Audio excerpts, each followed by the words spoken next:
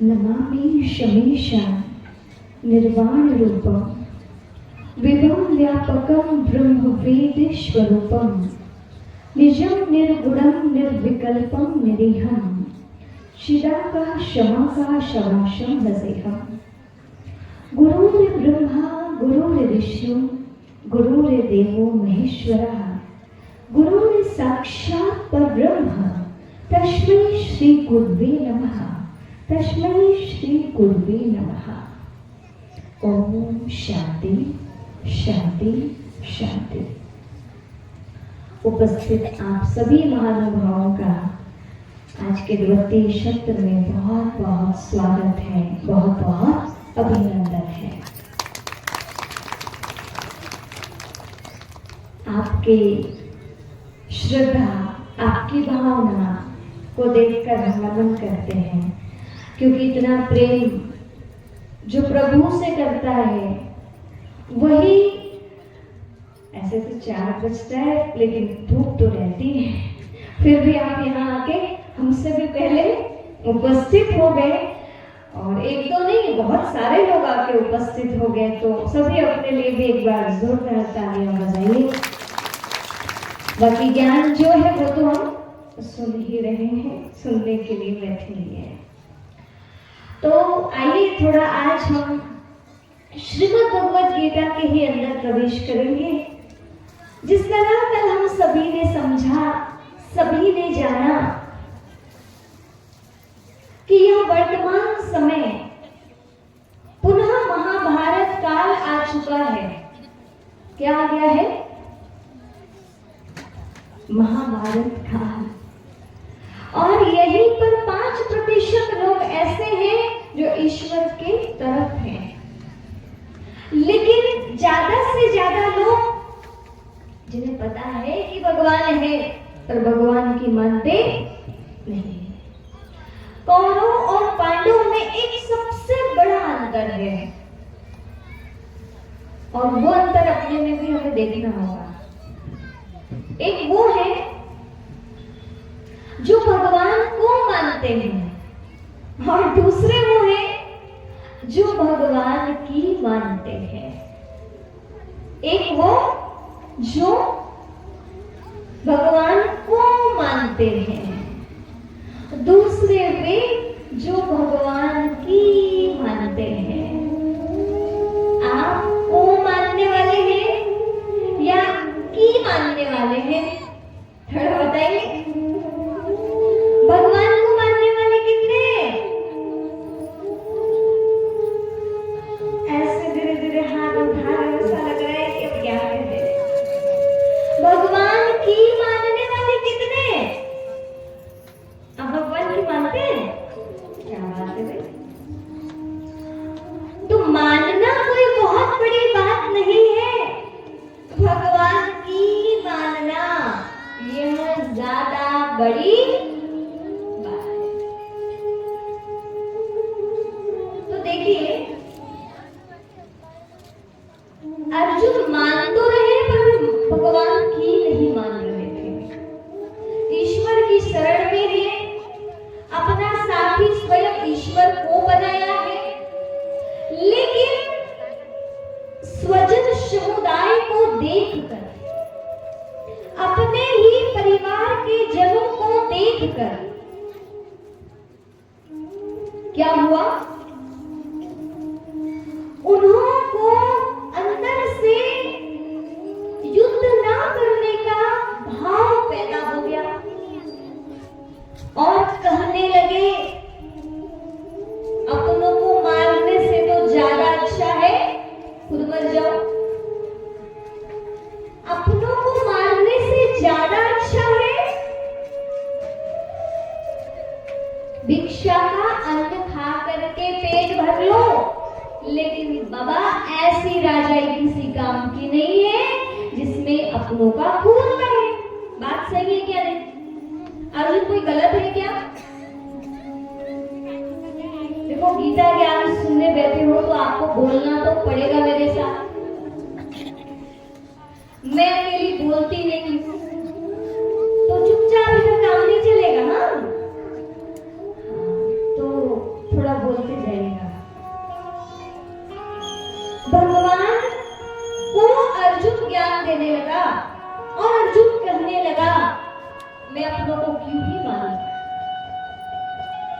इस बात को यदि हम अपने जीवन में लाकर देखें तो बात भी सही लगती है।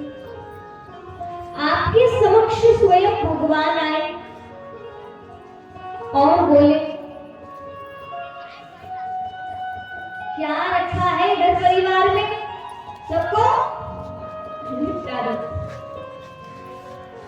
सब मर जाएंगे तो राज्य, जमीन जायदाद, घर का सारा हिस्सा किसका हो जाएगा?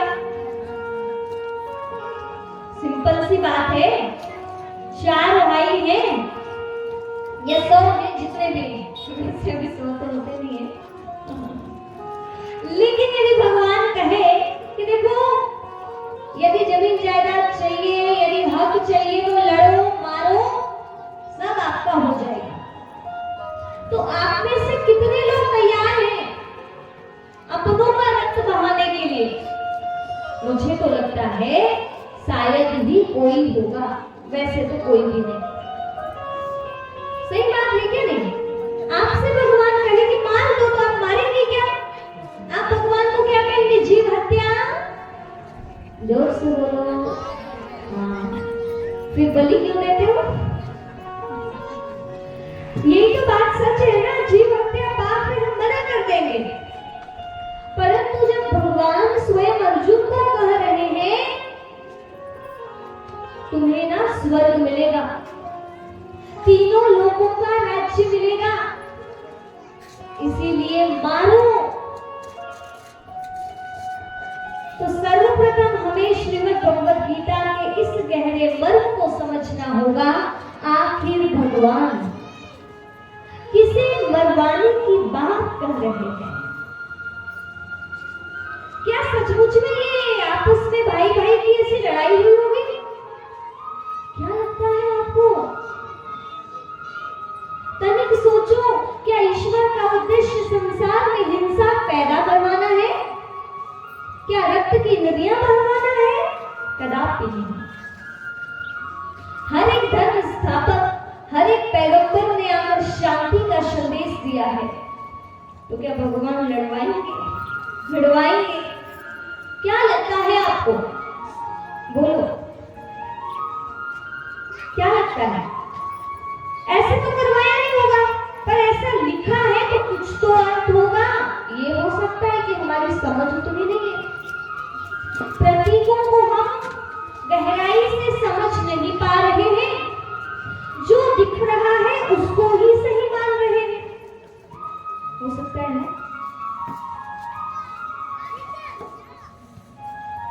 गहराई से प्रवेश करेगा। हरियाणा प्रदेश का छोटा सा कुरुक्षेत्र, जहां पर इतने सारे पैदल सैनिक, घोड़े सवार, महारथी, इतनी सारी जनसंख्या, कोई गए हैं कुरुक्षेत्र? अंदाजा लगा सकते हैं आप कि इतनी बड़ी भारी संख्या में उतने से बड़े मैदान में खड़े रहना असंभव है। थोड़ा तो सोचिए, श्रीमद् भगवद गीता कह रही है, क्षेत्र क्षेत्र की बात करके हमें समझा रही है। इदं शरीरम कौन्तेय क्षेत्र मित्र अभिधीयते, एतद्यो वेत्ति तं प्रायुः क्षेत्रं हि इति तद्विदः। ये समझाया जा रहा है 13वें अध्याय के प्रथम श्लोक में। हे अर्जुन, ये जो क्षेत्र है ना, एक क्षेत्र, ये क्षेत्र है। आज मैं आपको 2 क्षेत्र बताऊंगी। अभी आपस में 2 घंटे के लिए बातचीत नहीं करना कोई भी, ठीक है? और जिसको भी बातें करनी है, यहाँ से उठ के बढ़िया प्यार से पीछे चले जाना, इधर पीछे नहीं, वो उधर बातें करेंगे, ठीक है? लेकिन जब तक यहाँ हो, इधर उधर भी ध्यान नहीं जाना चाहिए, क्योंकि बहुत गहरी बातें हो रही है। आपने कभी नहीं सुना होगा देखिए प्रथम अध्याय का प्रथम श्लोक, धर्म क्षेत्रे कुरुक्षेत्रे संवेतायुत्सवः मामकः पाण्डवाक्षिम किम कुर्वत् संजय। धर्म क्षेत्र कुरुक्षेत्र में मेरे और पांडु के पुत्र क्या कर रहे हैं संजय, बताओ। यही भूमि जो कभी धर्म होता है तो ये धर्म क्षेत्र बन जाती है। जहां पे केवल कर्म होता है तो कर्म क्षेत्र है, जहां लड़ाइयां हो रही है वो कुरुक्षेत्र है। कुरु अर्थात कर्म। तो किसी एक छोटे से स्थान की बात ना कही जाए, वर्तमान समय तो देखा जा रहा है सारा संसार ही कुरुक्षेत्र बन गया है। चारों तरफ युद्ध की ही बातें सुनाई और दिखाई देती हैं। ठीक है, 1 अरब 66 करोड़ 20,000 योद्धा मारे गए। विचारणीय है। इतनी जनसंख्या पता है कितनी होती है? बहुत सारी होती है। पूरे भारत की जनसंख्या मिला लोगे तो इतनी नहीं है। जहां कहा गया है 1 अरब 66 करोड़ 20,000 अर्थात त्रिकालदर्शी वेदम व्यास जी हम सभी को बता रहे हैं 5,000 साल पहले ऐसा समय आया था जहां पर धर्म होने वाली धर्म भूमि में ही लड़ाइयां छिड़ गई। टुकड़ों के लिए आपस में लड़ने लगे, झगड़ने लगे, सारा संसार युद्ध का मैदान बन गया। तब भगवान को गीता का ज्ञान देना पड़ा। जब अर्जुन जैसे एक अच्छा व्यक्तित्व का मनुष्य मोह का शिकार हो गया। किसका शिकार हुआ? मोह का। और मोह के वश होकर अधीन हो गया। तब भगवान को लगा अब तो मुझे इसे गीता का ज्ञान देना ही होगा। देखिएगा वेदम व्यास जी अभूतपूर्व बुद्धि वाले हैं और हम सबको कहना चाह रहे हैं अर्जुन अर्थात जो सुन के ग्रहण करे वो आत्मा। तो एक अर्जुन प्रिय नहीं है भगवान का, हम सब अर्जुन अभी हैं। हम सब भगवान के प्रिय हैं। आपको लगता है आप भगवान के प्रिय हो? लगता तो होगा, तभी तो बैठे हो।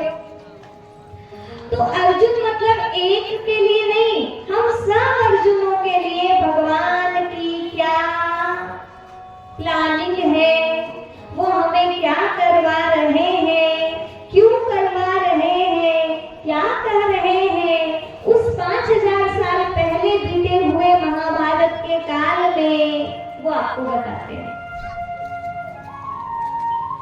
अर्जुन कहते हैं शीतंती ममगात्राणि मुखं च परिशोष्यते। मेरे हाथों से गांडीव गिर रहा है। मेरे हाथों से गांडीव गिर रहा है, त्वचा जल रही है। केशों मुझे समझ भी नहीं आ रहा है कि क्या किया जाए।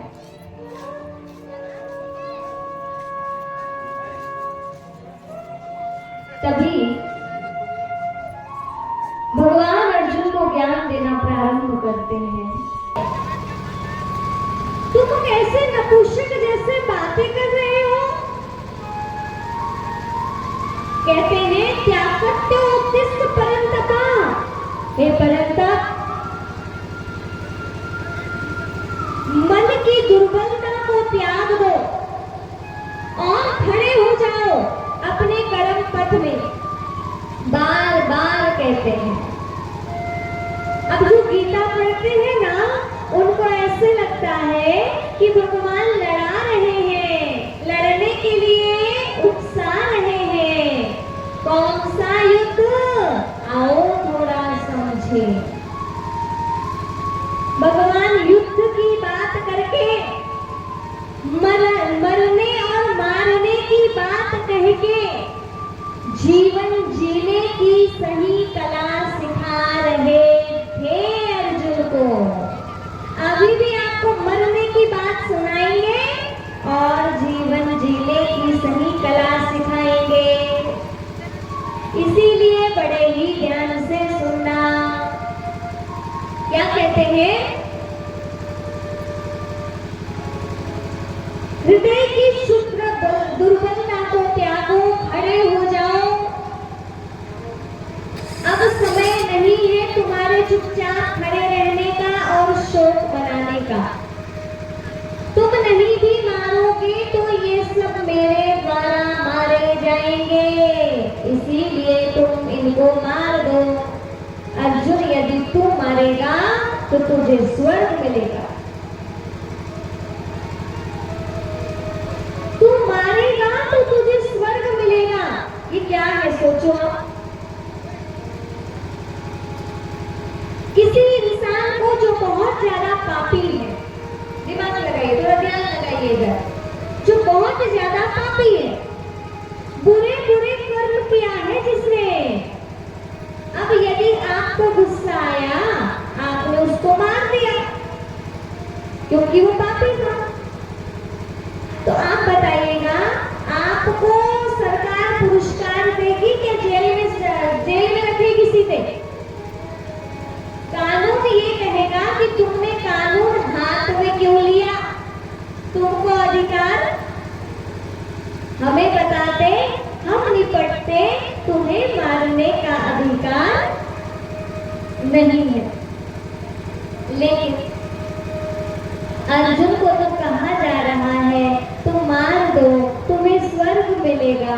आखिर ये कौन सा मारना है? कौन सा मारना है?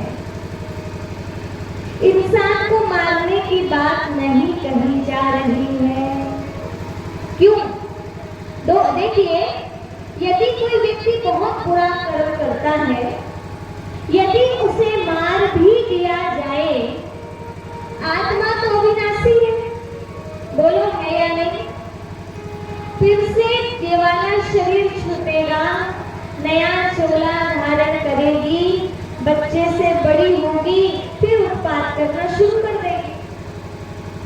आत्मा का तो अंत होता ही नहीं है ना, ये बात तो पता होगी ही। जब हमें पता है कि वह तो उसका शरीर मरा, आत्मा नहीं मरी, तो फिर भगवान किसी शरीर को मरवाने की बात क्यों ही करेंगे? नहीं करते हैं। शरीर को मरवाने की बात नहीं की जाती है, आत्मा का ज्ञान दिया जा रहा है और बुराइयों को मरवाने की बात कही जा रही है। अर्जुन, धन का दुरुपयोग करने वाली प्रवृत्ति यदि तेरे अंदर है, उस दुर्योधन को मार। हे अर्जुन, तेरे जीवन में अनुशासन में दुशासन आ गया है, उसको तू मार। किसी इंसान को नहीं, ये प्रवृत्तियां हैं जो हम सबके अंदर आकर के बैठ गई है, अच्छाई भी और बुराई भी, दोनों। तो हमें अच्छाइयां रहेगी हमारे जीवन में तो ज्यादा अच्छा है, क्या बुराइयां रहेंगी वो ज्यादा अच्छा है? बताइए, बुराइयां या अच्छाइयां? तो बुराइयों को मारिए, दुशासन, दुर्मुख, मुंह से गलत बोलने वाली आदत को मारिए। देखिए, रूपक अलंकार का प्रयोग करके हमें अपने जीवन की बुराइयों से खत्म करने की बात श्रीमद् भगवत गीता सिखाती है। लेकिन जो समझ नहीं पाता वो समझता है भगवान लड़ना मारना काटना सिखा रहे हैं और उल्टी शिक्षा ग्रहण करके समाज को भी शिक्षा देता है कि जब कोई आपके लिए आपको धन दौलत ना दे तो भगवान ने अर्जुन को लड़ना मरना काटना सिखाया, तुम भी काटो। और आज ऐसे ऐसे दुष्कर्म बढ़ रहे हैं, बोलो बढ़ रहे हैं या नहीं बढ़ रहे हैं? ये कब तक बढ़ेंगे? अब गीता पढ़ने वाला व्यक्ति जीवन में परम ज्ञान को प्राप्त कर सकता है, लेकिन अच्छे से समझ ले तो। गीता पढ़ने वाला व्यक्ति गलत काम भी कर सकता है यदि पूरा पूरा गहराई से न समझे तो। क्योंकि बेचारे फटाफट पढ़ते हैं, रूपक अलंकार को समझ नहीं पाते, गहरी बातों को समझ नहीं पाते, और नहीं समझने के कारण समझ रहे हैं कि यह स्थूल युद्ध है। नहीं, ये आंतरिक अंदर घटने वाला युद्ध है। भीष्म अर्थात ऐसी प्रतिज्ञा मत कर लो जो आप अपनी प्रतिज्ञा के दास बन जाओ। वो प्रतिज्ञा आपके लिए ठीक नहीं है, आपके वर्तमान के लिए ठीक नहीं है, तो ऐसी प्रतिज्ञा रूपी भीष्म को मारो। इंसान को नहीं, प्रतिज्ञा रूपी भीष्म, द्वैतता रूपी डोर, जिसके अंदर पक्षपात है। हम किसी शुक्र पुत्र को ज्ञान नहीं देंगे, कर्ण को नहीं दिया ज्ञान। और एक था एकलव्य, नाम सुना है? एकलव्य का नाम किस किसने सुना है? एकलव्य वो शिष्य है जिसको गुरु द्रोण ने सिखाया नहीं, पढ़ाया नहीं, धनुर्विद्या नहीं सिखाई, लेकिन उस एकलव्य ने क्या किया बताया आपको? एक मूर्ति तैयार किया गुरु द्रोण की, और उस मूर्ति को अपना गुरु माना, और इतनी सुंदर धनुर्विद्या सीखी कि अर्जुन भी फैल एकलव्य के सामने। लेकिन ऐसी भावना आई गुरु द्रोण में कि मेरा शिष्य भी आगे बढ़ना चाहिए, तो उन्होंने क्या किया पता है? एकलव्य का, जो कहीं से कहीं तक जिसने कोई पाप नहीं किया है, पर उसका अंगूठा दक्षिणा में मांग लिया, गुरु दक्षिणा में मांग लिया। अब आप सोचिए थोड़ा, और उन्होंने दे भी दिया। क्या इसको गुरु कहा जाता है? मेरे तेरे का भाव आया ना, जबकि वो मन से तो उनको ही गुरु मानता है, पर सोचा मेरा अर्जुन पीछे ना हो जाए, इसलिए निर्दोष एकलव्य का अंगूठा मांग लिया। यहाँ भगवान अर्जुन को कहते हैं, यदि कुछ भी ऐसी प्रवृत्ति है, ये हम सबको शिक्षा मिल रही है गीता जी के द्वारा। अर्जुन तो एक माध्यम है, माध्यम। रामानंद सागर जी कहते हैं, क्या कहते हैं? हम सब मनुष्यों के अंदर जितने प्रश्न उठते हैं इस कर्म क्षेत्र में, वो सारे प्रश्न अर्जुन से करवाए गए हैं और कृष्ण जी के माध्यम से उत्तर दिलवाए गए हैं। तो देखिए, ऐसी भावना यदि है ना, मेरे बच्चे आगे बढ़े, पड़ोस वाले के बच्चे कभी भी उन्नति ना करें, मेरे बच्चे का रिजल्ट फर्स्ट आना चाहिए, बाकी का पीछे से पीछे ही आना चाहिए, बढ़ूं तो केवल मैं बढ़ूं, ऐसी वाली यदि वेद भावना है जो दूसरों को ऊपर उठने नहीं देते, ऐसे गुरु कोई काम के नहीं। बोले हटा दो, हटा दो, मतलब ऐसी भावना को खत्म कर दो। अंदर अंदर सुधार लाना है, बाहर नहीं। किसी व्यक्ति को नहीं मारना, नहीं तो बस पता पड़े कि इधर गीता ज्ञान सुन रहे हैं और आज ही घर में जाके भगवान ने तो यही किया शरीर को मारना कोई पाप, कोई पुण्य नहीं है, महापाप है। सबकी डेट प्रभु के द्वारा पहले से ही निश्चित है। भगवान क्या कहते, तू नहीं मारेगा ना तो मेरे द्वारा मारे जाएंगे, मेरे द्वारा मारे जाएंगे, इसलिए तू मार दे। तो अर्जुन बोले आप ही मारो, मैं क्यों मारूं? बोले अरे मारेगा ना तो तुझे स्वर्ग मिलेगा। अर्जुन बोले तान हंतु इच्छामि ग्रंथो अपि मधुसूदन अभी गए लोक के राजा शेतु क्यों भय करते। कहता है भैया हमें 3 लोक का राज्य भी मिल जाए ना, पृथ्वी की तो बातें ही छोड़ दो, हम ऐसा काम नहीं करने वाले। पर बार बार बार बार कहते हैं प्रभु अर्जुन युद्ध कर, अर्जुन युद्ध कर। अर्जुन का ही नहीं समझ रहा है, वो समझ नहीं पा रहा है गहराई को, और हमें भी वो गहराई समझ में नहीं आती है, एकदम से कहाँ आती है। तो ये क्या है, तेरे मारने के पहले मेरे द्वारा ये पहले से निश्चित है कि मारे जाएंगे, पर मार दे। मतलब ये कि आपकी मेरी सभी की शरीर छूटने की डेट पहले से ही फिक्स है। जन्म मरण लाभ हानि यस अपयस सब विधि हाथ, सुना है कभी ये वाली लाइन? यस अपयस जन्म मरण सब किसके हाथ है? बोलो उन्हों के हाथ है। आपके हाथ है क्या?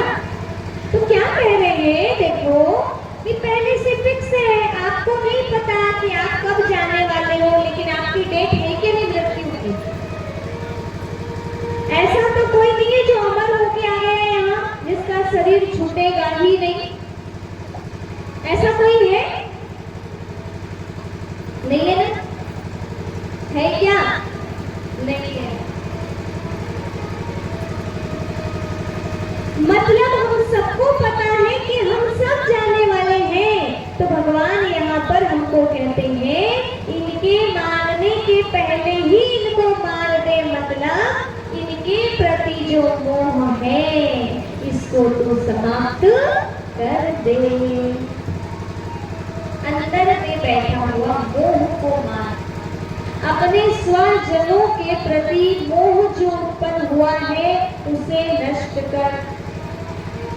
आप सबके जाने का टाइम आ गया है, ज्यादा टाइम बचा नहीं है। सबके जाने का टाइम आ गया है, किसी का भी नहीं बचा है,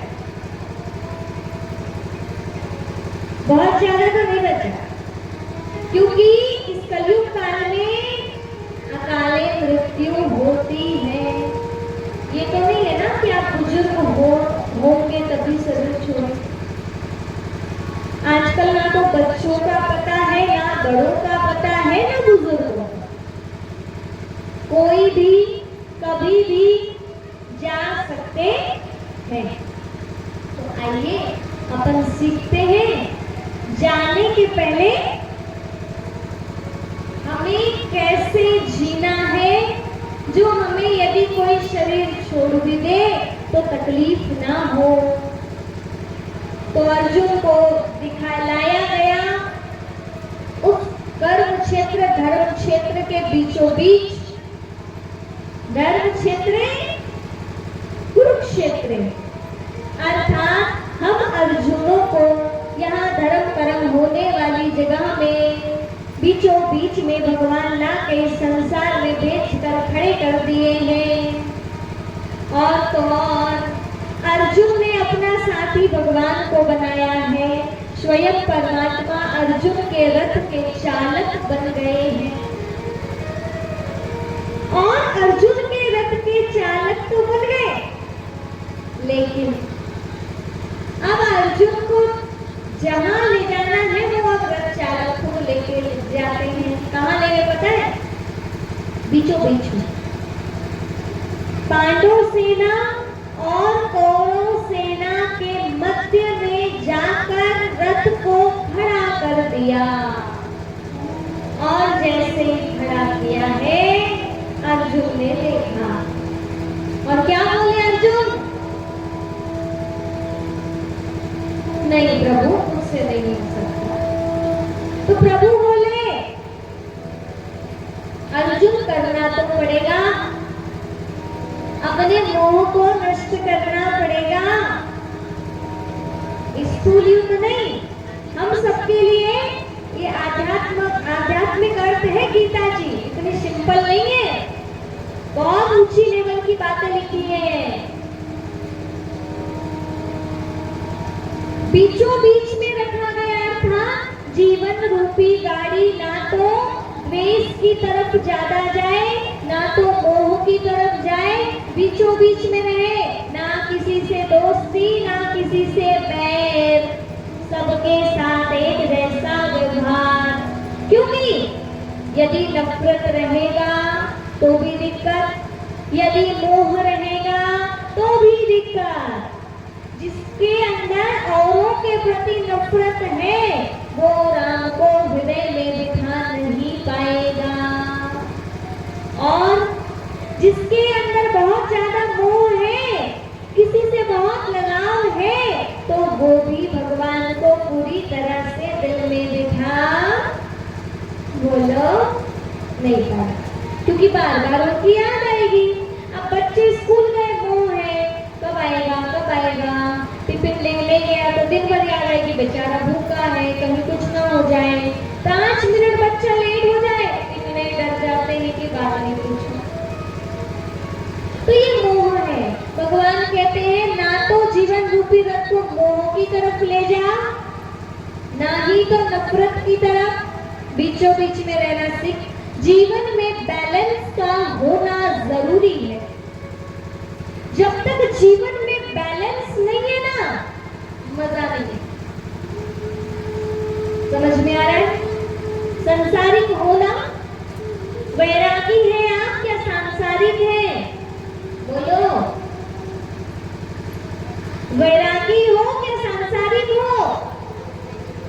बोलते भी नहीं हो। सांसारिक प्राणी जंगल में तो नहीं रहते ना, गुफा के अंदर, संसार में रहते हो ना।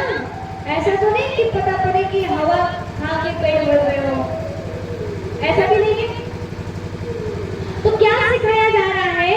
जीवन में बैलेंस ला, ना तो खूब ज्यादा भौतिकता में जा। संसार में है, घर परिवार वाले हैं, तो अरे बाबा घर परिवार है तो उसको भी देख। अब ऐसा भी नहीं है कि उनको वही छोड़ दो, आप अलग ही हो जाओ, ये नहीं कहा जा रहा है। बैलेंस में लाइए अपने आप को। हाँ, सुबह सुबह भगवान का ध्यान करो, दिन भर ईश्वर को स्मृति में रखो, याद रखो कि ये परिवार मिला है जीवन जीने के लिए, मुझे इसमें लिप्त नहीं होना है, मुझे दिल से प्रभु को याद करते रहना है। थोड़ा इतना तो ध्यान रख लो। खूब ज्यादा साधनों के अधीन नहीं होना है, नहीं तो पता पड़े कि हम देख रहे हैं अपने आप को, हम एक शरीर है, पूरे टाइम शरीर के लिए ही सोच रहे हो, ये भी तो गलत है। अब आप जो है पता पड़ा कि भैया आत्मा के कल्याण के लिए काम करो, तो आपने क्या किया? शरीर को खिलाना पिलाना टोटल बंद कर दिया, सूख के हड्डी हो गई, ये भी नहीं है या नहीं? बैलेंस में रहो। अभी इतना साध तो लो अपने शरीर को, साध लीजिए।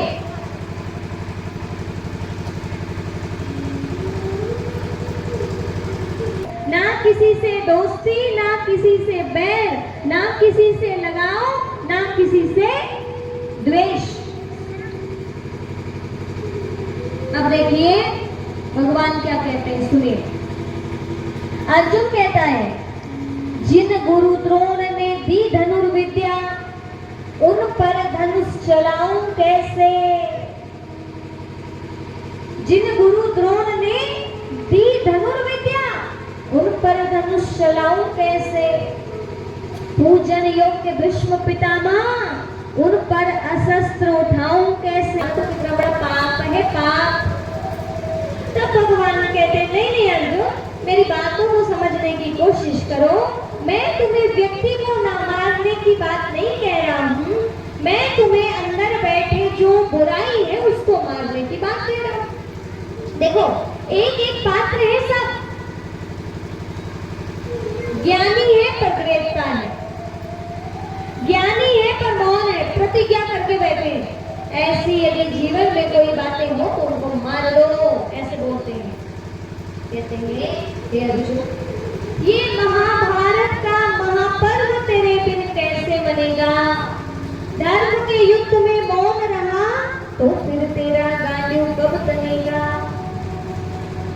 धर्म के युद्ध में मौन रहा तो फिर तेरा गांडू कब तनेगा? ना यश मिलेगा ना कीर्ति मिलेगी, तू केवल पाप का भागी बनेगा। इसलिए उठ जा, खड़े हो जा और युद्ध कर। अब इसकी गहराई पर आइए, अपने आप को लेकर चलते हैं। किसको मार रहा है? अर्जुन को दिव्य दृष्टि मिली, बीच में पितामह खड़े हैं और प्रभु ने कहा अर्जुन देखो मारना किसे? एक स्वदर्शन चक्र निकाला और स्वदर्शन चक्र को उठा करके छोड़ दिया। किसके ऊपर? पितामह के ऊपर। जैसे ही छोड़ा तो क्या हुआ पता है आपको? पितामह का शरीर के 2 टुकड़े हो गए। कितने टुकड़े? हाँ, 2। तो अर्जुन कहने लगे गए मेरे पितामह, गए मेरे पितामह, गए गए गए। तो प्रभु कहते नहीं नहीं अर्जुन, तुम्हारे पितामह कहीं नहीं गए। एक ज्योति निकली वहां, ज्योति। बोले तुम्हारे पितामह का शरीर गया। पितामह के शरीर के 2 टुकड़े हुए। तुम्हारे पितामह तो ये है जो ज्योति थी ना, बोले ये है असली पितामह। आत्मा का ज्ञान दे रहे वहां पे विषाद योग में पहले अध्याय में और द्वितीय अध्याय में शांति योग। और शांति योग में कौन सा ज्ञान दे रहे हैं? बोलो आत्मा। आत्मा का तो ज्ञान दे रहे हैं। आत्मा के अंदर बैठी हुई बुराइयों को ही तो मरवा रहे भगवान, किसी व्यक्ति को नहीं मरवा रहे हैं। अब देखो अर्जुन कहता है ऐसे कैसे? फिर अर्जुन ने देखा, तब पता पड़ा ओहो, हम तो समझ रहे थे ये शरीर ही सब कुछ है, लेकिन सब कुछ करने वाली कौन? आत्मा। इस प्रकार से आत्मा का ज्ञान शुरू होता है, परंतु पहले अर्जुन को कुछ भी समझ नहीं आता है। अर्जुन को लगता है शरीर ही सब कुछ है, ये मर जाएगा तो क्या, मेरा तो फिर सब कुछ गया। हमें भी ऐसे ही लगता है। यदि कोई शरीर छोड़ देते तो कितना रोते हैं, कितना रोते हैं? अच्छा बताइएगा, शरीर छोड़ते हैं तो रोना चाहिए कि नहीं रोना चाहिए? आपसे अपनी बातें, आपको कोई यहाँ बड़े बड़े श्लोक नहीं सुना रही हूँ अभी मैं, कहूँगे तो सुना भी देंगे, लेकिन ये समझने का विषय है ना। मैं बड़ी बड़ी ज्ञान की बातें कहते चले जाऊँ, 7 दिन में आपको कुछ समझ ही नहीं आया तो क्या मतलब? इसलिए आपकी भाषा में बता रही हूँ। क्या देखो, ज्ञान जो है वो हमारे कल्याण के लिए, खत्म करना है बुराई। अपने अंदर के मोह के कारण बड़ी बड़ी बातें करते रहते हैं हम, पर यदि कोई शरीर छोड़े तो रोना चाहिए क्या नहीं रोना चाहिए? एक बार बता दो, एक बार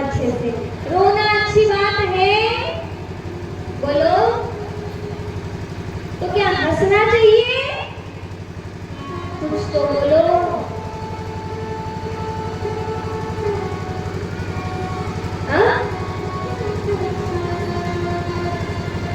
नहीं रोना चाहिए, कितनों को लगता है? हाथ खड़े करो। कोई शरीर छोड़े तो नहीं रोना चाहिए, कितनों को लगता है? हाथ खड़े करो। बाकी को लग रहा है रोना चाहिए। देखिए, गीता का ज्ञान कहता है जो हुआ अच्छा, जो हो रहा है अच्छा, और जो होने वाला है वो और भी अच्छा।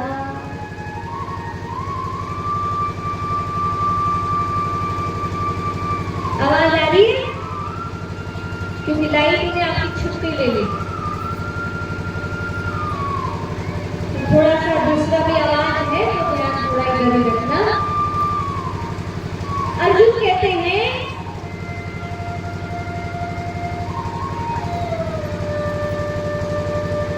कुलक्षयः प्रविश्यन्ति कुलधर्मा सनातनः धर्मो नष्टो कुलं कृत्स्नम् अधर्माभिभवात् कृष्ण प्रादुष्यन्ति कुल स्त्रियां स्त्री सुदुष्टा सुवासने जाए से वर्ण शंकरा।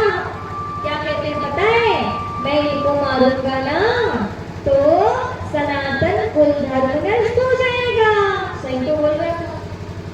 फिर सारे पुरुष खत्म हो जाएंगे, दूसरे पुरुष नारियों पर अधिकार कर लेंगे, फिर वर्ण शंकर संतानें पैदा होंगी, फिर हमारे पितरों को पानी कौन देगा? फिर पितर भटकते रह जाएंगे, उनका उद्धार नहीं हो पाएगा। अरे बाप रे, ऐसी ऐसी ज्ञान की बातें करने लगा अर्जुन की क्या कहना। हम भी जब मोह के शिकार होते हैं ना, बड़ी बड़ी ज्ञान की बातें करते हैं। इन्होंने इतना किया हमारे लिए तो कैसे नहीं आंसू बहेंगे? बहना तो चाहिए। अरे बाबा, यदि आपका सच्चा प्यार है किसी से तो वो आत्मा का भी तो आपसे होगा। आप रोएंगे, उसको कितनी तकलीफ होगी, थोड़ा सोच तो लो। कितने स्वार्थी हैं हम। अब वो नहीं दिखेंगे, अब कौन हमसे बात करेगा? कौन हमारे लिए पैसा कमा के लेकर आएगा? हम अपने स्वार्थ के लिए रोते हैं। देख लेना आप अच्छे से, निस्वार्थ भाव से इस संसार में कोई किसी से प्यार नहीं करता। लिख के रख लो।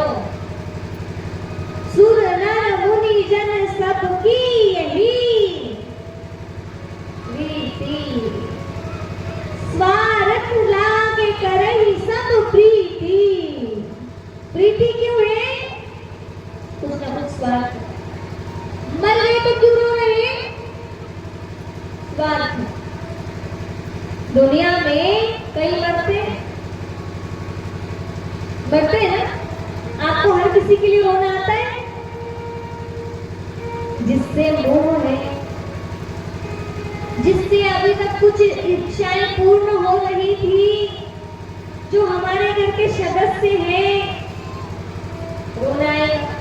या तो लगाव है, मोह है, कुछ तो है, तभी आंखों से पानी निकलता है, ऐसे ही नहीं निकलता है। तो आप बोलोगे बहन जी तो क्या रोना बंद कर दें? और पता है कोई यदि नहीं रोते ना तो क्या कहते हैं पता? ये तो बड़े निष्ठुर हैं, उनकी आंख से पानी तक नहीं निकला। सासू यदि शरीर छोड़ रहे ना तो बहू को दिखावा करके या कैसे भी करके थोड़ा रोना पड़ता ही है। क्यों? यदि रोई ही नहीं तो पड़ोस वाले क्या कहेंगे? लोग क्या कहेंगे? रोई तो नहीं जरा सा, तो बहू रोएगी रोएगी दिखाने के लिए। हाँ, किसी का सच्चे दिल से प्रेम से आंसू निकले बात अलग है, पर मोह बस आप खूब ज्यादा माथा पटक रहे हैं। अच्छी बात है, अच्छी बात है।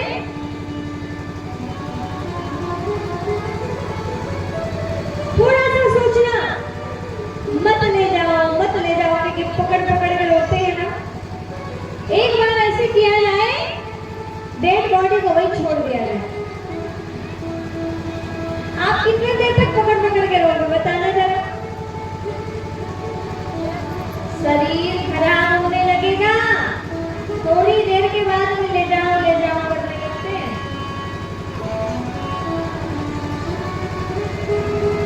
शरीर से प्रेम तब तक जब तक उसमें बैठी है आत्मा। जिस दिन प्राण पखेरु उड़े, जिस दिन प्राण पखेरु उड़े, उस दिन उस शरीर की कोई वैल्यू नहीं बचती है। तो आप सभी को आत्मा का ज्ञान दिया जा रहा है श्रीमद् भगवद गीता के अनुसार।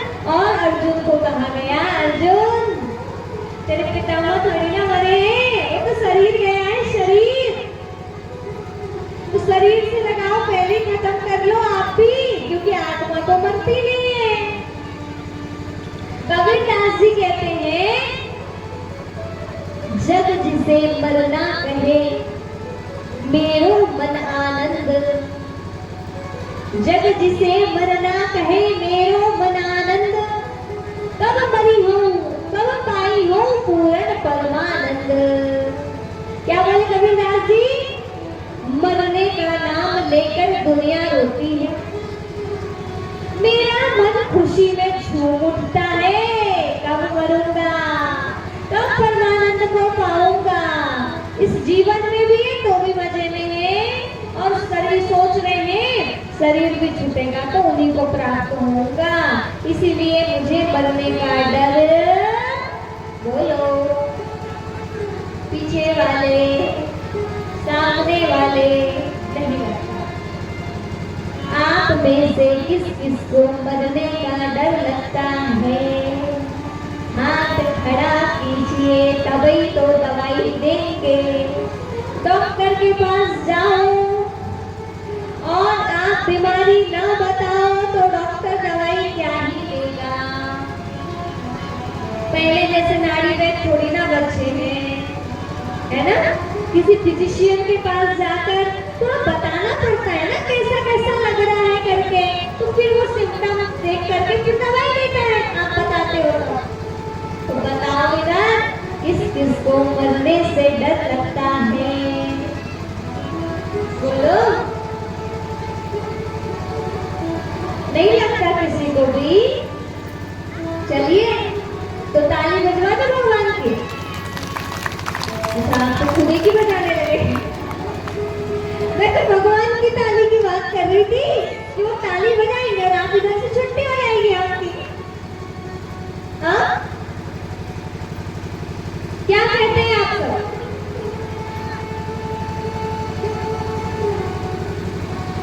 डर तो लगता होगा थोड़ा थोड़ा, नहीं लगता? क्या बात है, लगता है किसी किसी को।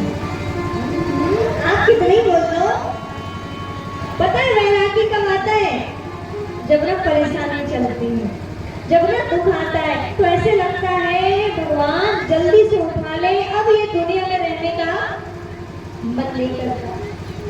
और सब अच्छा अच्छा हो रहा हो ना, भगवान अभी मत उठाना, अभी तो बहू, अभी तो बेटा की शादी नहीं हुई, बहू आएगी, फिर छोटे छोटे बच्चे नाती पोता खिलाएंगे। बड़े लंबे लंबे सपने चलते हैं अपने, चलते हैं ना? उस समय है ना बात सही, जाने का मन नहीं करता। एक और ना आपको बता दें, यदि वक्त आ जाएगा जाने का तो कोई भी बच नहीं सकता।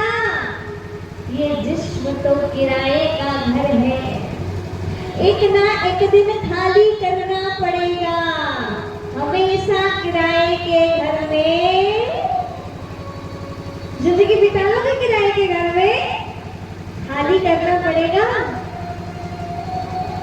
वक्त आएगा तो पत्थर की ठोकर से भी मरना पड़ेगा, और वक्त नहीं आया है तो गोली खा के भी बच जाएगा। गोली भी चल जाए ना तो आपको असर नहीं पड़ेगा, यदि टाइम नहीं आया है। होता है ऐसा, किसी का एक्सीडेंट हुआ, खरोंच भी नहीं आई और उस डेथ हो गई, कोई भारी एक्सीडेंट भी नहीं था। किसी किसी के पूरे हड्डी हड्डी अलग हो जाती है, बड़ा एक्सीडेंट होता है तो भी उनको बोलो ठीक हो जाते। ऐसा है तो ये जिस्म किराए का घर है, एक न एक दिन खाली करना पड़ेगा। कौन कौन खाली करेगा? नया वाला मकान मिलेगा आपको। ये शरीर क्या है? मकान है। मालिक कौन है इस मकान का? आत्मा। आप कौन है सब? बोलो। देखिए भगवान कहते हैं अर्जुन को, आप सभी एक आत्मा हैं। नैनम छिन्दन्ति शस्त्राणि, नैनम दहति पावकः, न चैनम क्लीदन्त्यापो, न शोष्यति मारुतः। क्या कहते हैं? आत्मा अस्त्र शस्त्र से काटी नहीं जाती, अग्नि जिसे जला नहीं सकती, पानी जिसे भिगो नहीं सकता। वो कौन है? बोलो। आत्मा है। आप कौन है? आपका नाम क्या है? अभी थोड़ा परीक्षण भी करना पड़ेगा। देखो यही आत्मज्ञान की बात ना एक उदाहरण से आपको और अच्छे से समझाते हैं हम। फिर थोड़ी देर अपन ना आत्मा का चिंतन करेंगे, ठीक है? करेंगे आप? बात ये है कि ज्ञान बहुत गहरा है और बहुत से साधु महात्मा क्या कहते हैं पता है? सब कहते हैं कि ज्ञान बड़ा गहरा है, परंतु कईयों को समझ में नहीं आता। बड़े बड़े महात्मा को समझ जाते हैं, जो गहराई तक नहीं पहुंचे होते उनको समझ में नहीं आता। वो कहते हैं, श्रीमद् भगवद गीता में भगवान क्या कहते हैं पता है? त्रिविधं नरकशिलं द्वारं नाशनात्मनः, कामः क्रोधस्य तथा लोभस्य, तस्मादेतत्रयं त्यजेत। क्या कहते हैं? ये काम, ये क्रोध, ये लोभ, ये नरक के द्वार हैं। क्या है? नरक के द्वार। इनको त्यागो, इनको त्यागो। ये कहाँ लिखा है? 16वें अध्याय में पढ़ना। त्रिविधं नरकशिलं द्वारं नाशनात्मनः, कामः क्रोधस्य तथा लोभस्य, तस्मादेतत्रयं त्यजेत। एक तरफ भगवान कहते हैं क्रोध करना पाप है और एक तरफ कहते हैं मारो। तो समझ में नहीं आता कईयों को, भगवान मरवाने की बात कर रहे तो मारते कभी बताना। बिना क्रोध आए किसी के ऊपर हाथ उठाने का मन करता है? या मरवाने की बात हो रही है, तो ये कौन सी बात हो रही है? बिना क्रोध के कैसे मरवाया जाए? तो ये तो ज्ञान की बात हो रही है, इंसान को मारने की बात नहीं हो रही है। अब देखिए कौन मरा, कैसे मरा, किन साधनों से मरा, वो अस्त्र शस्त्र क्या है? श्रीमद् भगवद गीता में 4वें अध्याय में कहा है, असंग शस्त्रेण दृढ़ेन छित्त्वा। दृढ़ वैराग्य की तलवार पकड़ ले और ममता ममता वासना की प्रशाखाओं को काट डाल। ऐसे लिखा है सीधे। समझ आ रहा है? ये एक बड़ी गहरी बात है। इसका मैं आपको बहुत अच्छा जीवंत उदाहरण देना चाहूंगी। वो गोस्वामी तुलसीदास जी। इसका गोस्वामी तुलसीदास जी। तुलसीदास जी का विवाह हुआ। पत्नी का नाम है रत्नावली। क्या नाम है? रत्नावली। अब ये रत्नावली से इतना प्रेम हो गया कि तुलसीदास जी बिना रत्नावली के एक रात भी नहीं रह सकने लगे। रत्नावली जी चली गई मायके। तुलसीदास को पता पड़ा। तुलसीदास जी रातों रात निकल गए। पता है आपको, बारिश का मौसम था, नदी ऊपर तक थी, पता नहीं कैसे पार कर दिए। चारों तरफ कीचड़ भरा पड़ा था, वो भी पार कर लिया। घना जंगल था रास्ते में, वो भी पार कर लिया। पत्नी ऊपर रहती थी, वहां पे कैसे पहुंचते, वो खिड़की में लटक के पहुंचते। और रत्नावली अपने कक्ष में जैसे ही देखा तो बोले, आप यहाँ कैसे आए? तो बोले, देखो मैं तुमसे कितना प्यार करता हूँ, मैं तुम्हारे बिना एक दिन भी नहीं रह सकता, इसीलिए मैं तुमसे मिलने आ गया। रत्नावली खुश हुई, आपको लगता है? रत्नावली अभी की जैसी नहीं थी। इधर वाले पति आते ना, आप मायके गई हो और पति जी आ जाए बिना कुछ कहे, मैं नहीं रह सकता तुम्हारे बिना, तो हम तो खुश हो जाएंगे ना।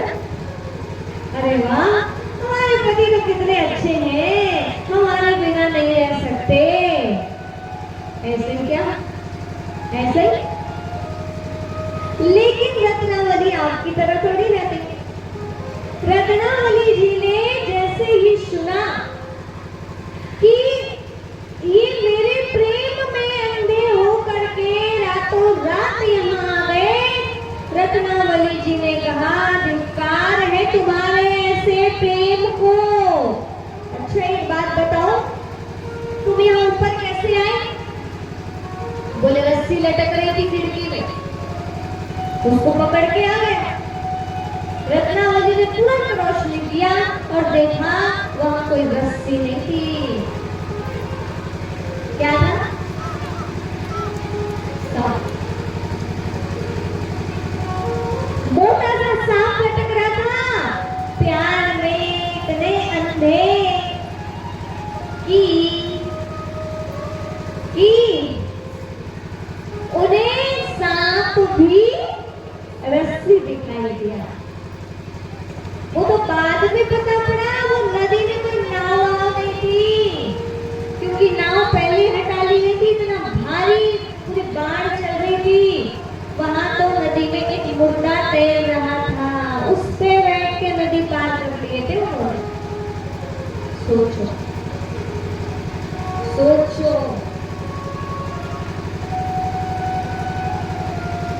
रत्नावली कहती है, आपको लज्जा नहीं आती? आप बिना सोचे समझे, बिना जान की परवाह किए भागे भागे यहाँ आ गए। और रत्नावली शब्द भेदी बाण चलाती है और कहती है, लाज न आवत आपको, दौड़े आई हो आप, और दिख दिख ऐसे प्रेम को कहाँ कहूँ मैं ना।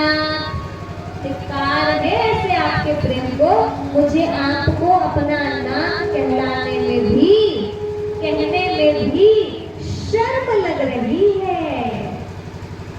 एक शब्द बेटी बाण चलाया। अब तुलसीदास जी के ऐसे ना हृदय में लग गई तीर एकदम। दूसरा बाण छोड़ा, दूसरा बाण छोड़ा। दिख दिख ऐसे प्रेम को कहाँ कहूँ मैं नाम कहने के बाद कहती है, इतनी प्रीति जितनी तुम्हारी मेरे इस देह से है ना, इतनी प्रीति यदि तुम उस राम से कर लेते तो तुम्हारा जीवन सुधर जाता। हार मांस की देह ममता में ऐसी प्रीत, तैसे शोषित राम से होत न हो गई। कहती है इतना प्रेम उससे कर लो, जीवन सुधर जाएगा। तुलसीदास जी को लग गया झटका। कितने वो वाट का बड़ा वाला झटका लगा। बिजली का बड़ा झटका लग जाए ना तो काम ही तमाम हो जाता है। तुलसीदास जी को भी ऐसे ही झटका लगा और उनके अंदर उत्पन्न वासना, अंदर उत्पन्न मोह एकदम एक झटके में सूख गया। करंट लगता है, खून पूरा बोलो सूख जाता है ना, तभी छोड़ता है कि जोर वाला लग गया। तुलसीदास जी को भी ऐसा करंट लगा कि अंदर की वासना, अंदर का मोह, देह का आकर्षण रूपी पूरा का पूरा खून चूस के खत्म हो गया। ऐसा झटका लगा। उस दिन के बाद तुलसीदास जी कह लो आलस्य की नींद नहीं सोई। रत्नावली तो बोल के सो गई, लेकिन बात लग गई दिल में गहरी। और जब अपनों की बात लग जाए ना, जिससे बहुत प्यार हो, वो दिल दुखा देते कैसे लगता है? बात सही है या नहीं? अनुभव है क्या? नहीं है ना? सब यही रहते हो रास्ते में, दूसरे घर से थोड़ी ना उतरे हो जो आपको भावनाएं क्या होती है ये पता ना हो। जब अपने को दुख दे दे तो झटका ज्यादा लगता है। इसलिए कहते हैं, क्या कहते पता है? मुझे तो अपनों ने लूटा, खैरों में कहाँ दम था, कश्ती वही डूबी जहाँ पानी कम था। इसलिए ऐसा बोला जाता है। तो अपनों के कारण ही तो कुछ बड़ा परिवर्तन आता है। तुलसीदास जी नहीं सोए, जाग गया तो निकल गए, सीधे काशी पहुंच गए। खूब भटके इधर उधर, खूब आराधना किए। फिर जैसे जैसे एक सही में सहारा मिलता गया, चित्रकूट पहुंच गए। फिर तो बताइए आपको, चित्रकूट के घाट में भई संतन की भीड़, तुलसीदास चंदन घिसे और तिलक दे रघुवीर। ऐसा परिवर्तन आया तुलसीदास जी के जीवन में कि साक्षात राम को उन्होंने प्रकट करवा लिया। भाई इतना प्रेम जागृत हुआ, एक दो तीर लगे थे, 2 शब्द वेदी बाण लगे थे। मेरे से जितना प्रेम करते हो उतना राम से करो, बोले अपने करके रहो। यदि व्यक्ति ठान लेना तो उसके लिए ना भगवान को पाना भी आसान। सोच सकते हो आप, राम जी को उन्होंने बुला लिया अपने प्रेम में, इतनी ऐसी अटल भक्ति किया।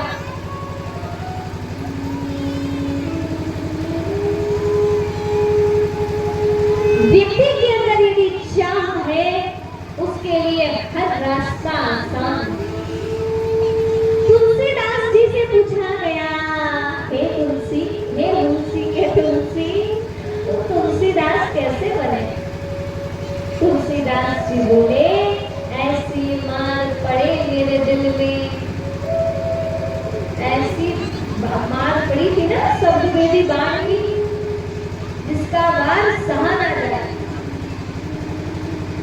और उस दिन से मैं राम नाम की तरफ आ गया। अब थोड़ा समझने की कोशिश करना।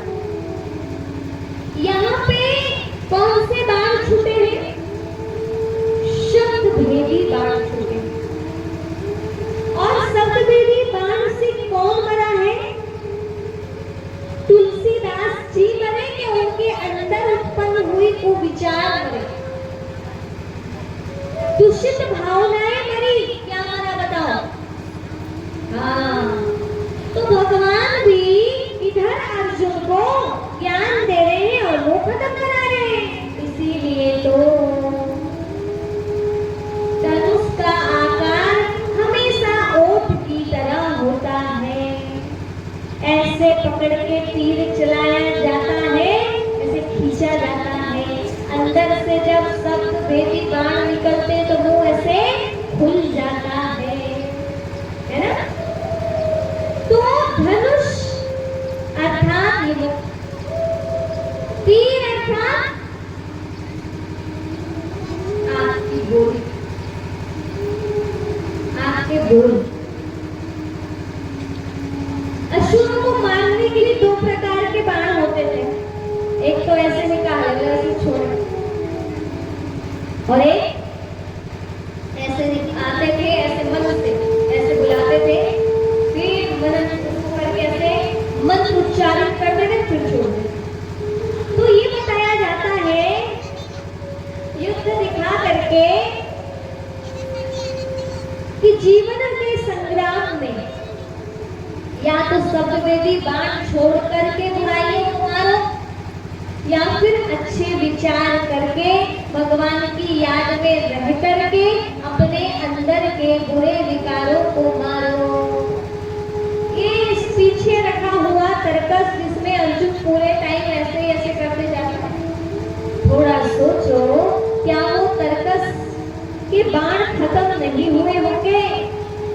वो स्थूल तर्कस नहीं है, वो बुद्धि रूपी तर्कस है। इधर से जितना निकालोगे ना, यदि बुद्धि पावरफुल है तो और निकलेंगे ना शब्द में भी बाण। ऐसे निकाला, ऐसे स्थूल दिखाया है, पूरा आंतरिक, बाह्य नहीं है। कौन सा है? आंतरिक। तो हो गया तुलसीदास जी का मोह खत्म, और आपका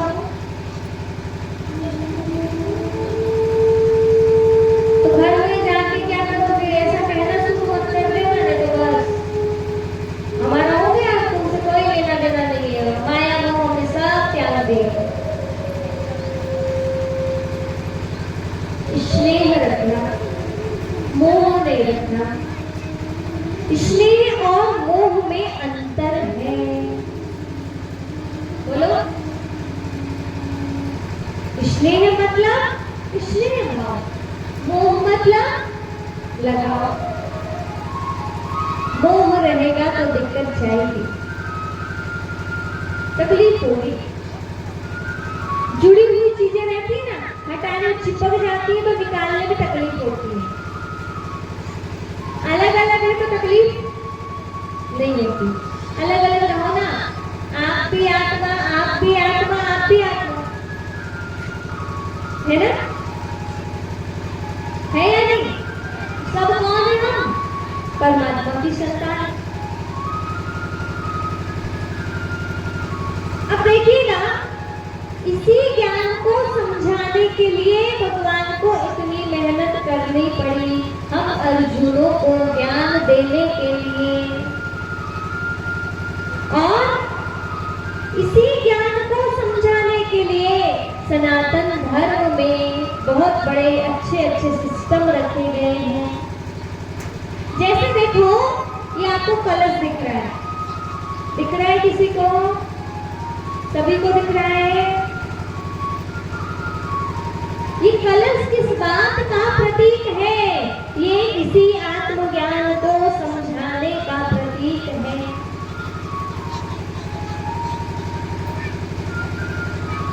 मिट्टी का कलश, ये शरीर काहे का बना है? बोलो बोलो। मिट्टी का, मिट्टी की काया एक दिन मिट्टी में मिल जाएगी। सज धज कर जिस दिन मौत की सहजादी आएगी,